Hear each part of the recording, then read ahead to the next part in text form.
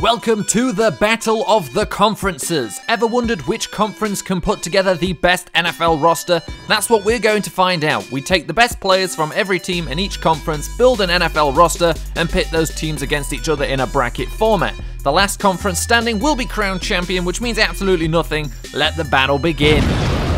Today we have our first semi-final, the Big Ten, coming up against the ACC. And now I feel like coming into this, the Big Ten are obviously the favourites here. However, taking a quick look at the positions, not really looking at it properly though, while setting this up, I think the ACC actually have a chance here.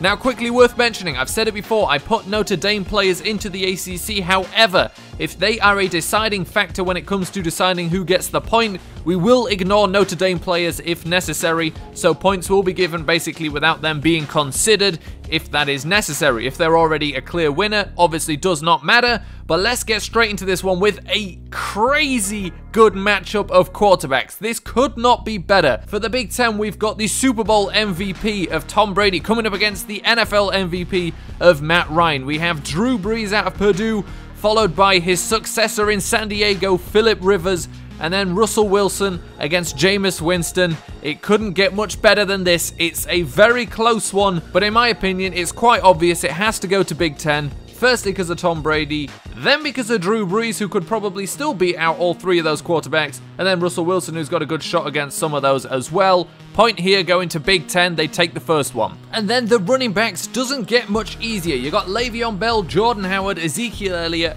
up against LaShawn McCoy, Devontae Freeman, Frank Gore, and Lamar Miller. And we have a few more rushing yards and rushing touchdown leaders for the ACC, but of course we've got tomorrow's and already today's superstars for the Big Ten.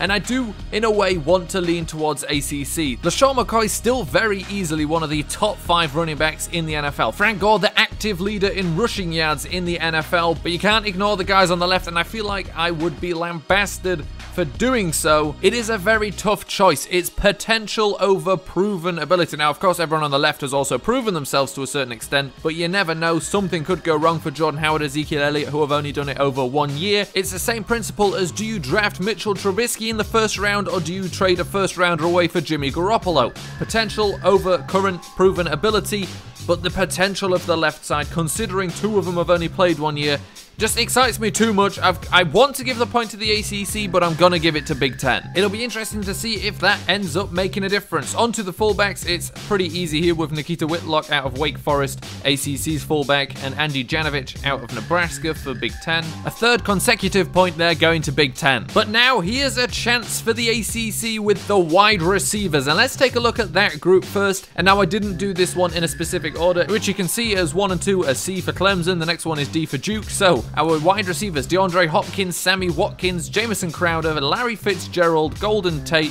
and Demarius Thomas. Now, if we need to, we can ignore Golden Tate there. And they come up against Allen Robinson, Stephon Diggs, Michael Thomas, Terrell Pryor, Mohamed Sanu, and Eric Decker. And it kind of comes down to the same kind of principle as the running backs, but this time I think, Demarius Thomas, Larry Fitzgerald, DeAndre Hopkins as the 3 best there pretty much, and some other very good receivers too against their 3 best. The ACC wins, takes the first point. And now we actually skip the tight ends, which we should have done beforehand. So let's take a look at the tight ends. Again, ignoring Notre Dame if necessary, but it may not be necessary anyway.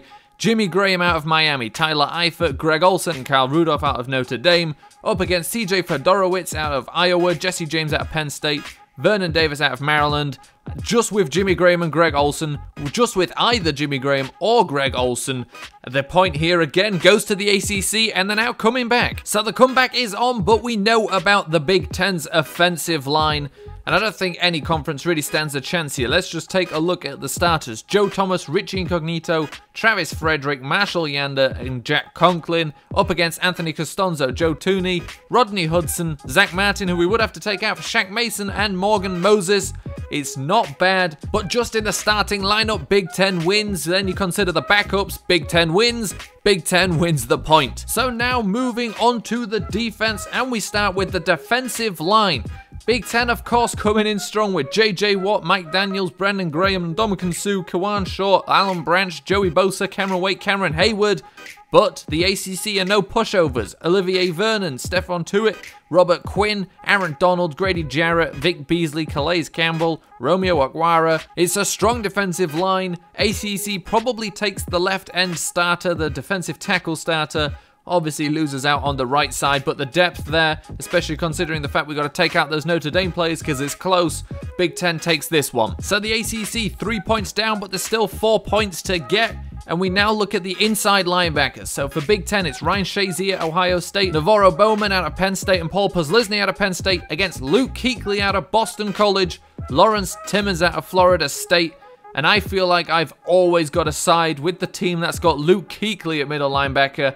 Now you could argue depth for Big Ten, but Lawrence Timmons is no slouch either, and the best middle linebacker in the game wins the ACC a point. Maybe feel like I'm making a slightly controversial call there, but I'm going to stick with it, especially considering the fact we can call Zach Brown an inside linebacker, which he actually is, and then ACC definitely takes the point. So then on to the outside linebackers, and now we did call Zach Brown an inside linebacker, so we lose him here. We've got Chandler Jones and Willie Young for the ACC on the right side, Nigel Bradham, Telvin Smith, Derek Morgan on the left side, but they come up against Sean Lee, Tomba Ali from Penn State on the right side. Left side, Levante David, Whitney Merciless, Ryan Kerrigan. I think there's just a little bit too much star power there for Big Ten, and they take the point. And that was actually the deciding point. Big Ten taking that win, making it 6-3 with only 2 points left to get. As much as it's over, it's not over. We still got cornerbacks to look at. And now Big Ten is a little bit weaker than you would think. We've got Vontae Davis, Bradley Roby, Eli Apple, Micah Hyde, and Nolan Carroll.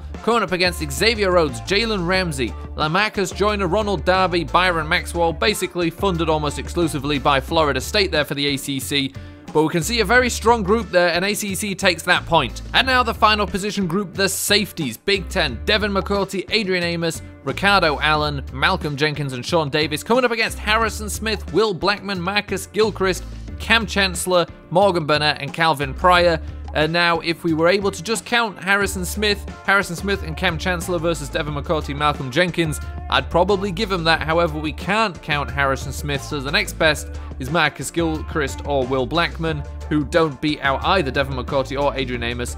Might even struggle to beat out Ricardo Allen. Strong safety-wise, Malcolm Jenkins, of course, extremely good, but is he good enough to beat 3 good, strong safeties? Maybe not so much. The final point there goes to Big Ten, and the Big Ten Conference is our first finalist, winning 7-4 here. And now this one I feel was much closer. ACC taking some big time positions like wide receiver, tight end, inside linebacker, cornerback, not just positions like fullback. It was very close, even if we had given that running back position to the ACC, which they could well have taken. It would still be 6-5. Big Ten managed to win this one, go to the final, and we find out in the next one who they will meet. Will it be Pac-12 or the SEC? We'll find out.